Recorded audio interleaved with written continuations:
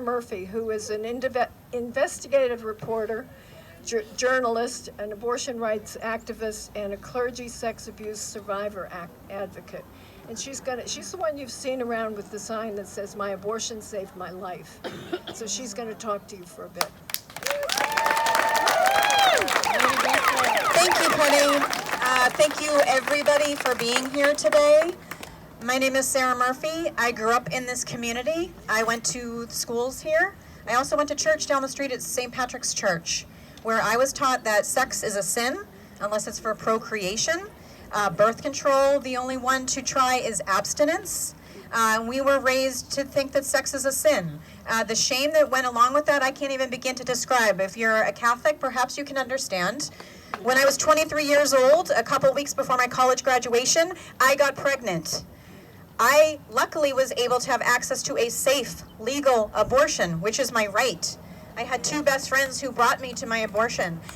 I have such a loving, supportive family, but because of the shame of the Catholic Church and our politics and our society, I couldn't tell my family, the people closest to me. So when I first found out I was pregnant, my first thought was suicide. I thought it would be easier for everybody, including my parents, if I took my own life. I couldn't even fathom a life beyond that. So I think every day that I had an abortion, everyone should have that right, regardless of sex, politics. It's not a political matter, it's a human rights issue. I sat in that church being told these things about sex while our priests were raping people in the church. Some of them had more of an active sex life than we did. I could have listened to that, and I would not be here today. So my journey coincided with all of the work that I do. I started investigating the Catholic Church because I was so inspired by the Spotlight Report, and I grew up knowing it happened right in this community, at every single Catholic church in this town, not just St. Patrick's.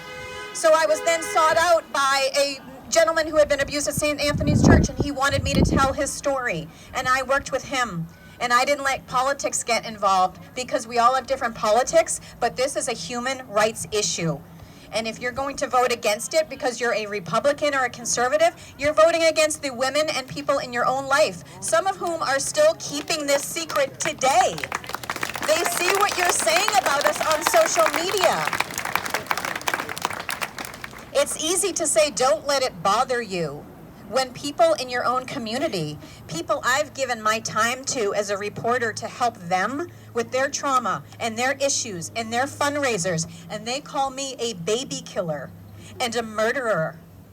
I'm finally able to just say those words, but it's taking a long time, and it still hurts. It still affects people everywhere. It's mental health, which again, this is Mental Health Month. So we have so much work to do on this issue. We shouldn't be surprised that we're here today, but I can't even begin to tell you how grateful I am to see so many people here today. Thank you so much. If it were not for my abortion, I may not be alive today. So thank you.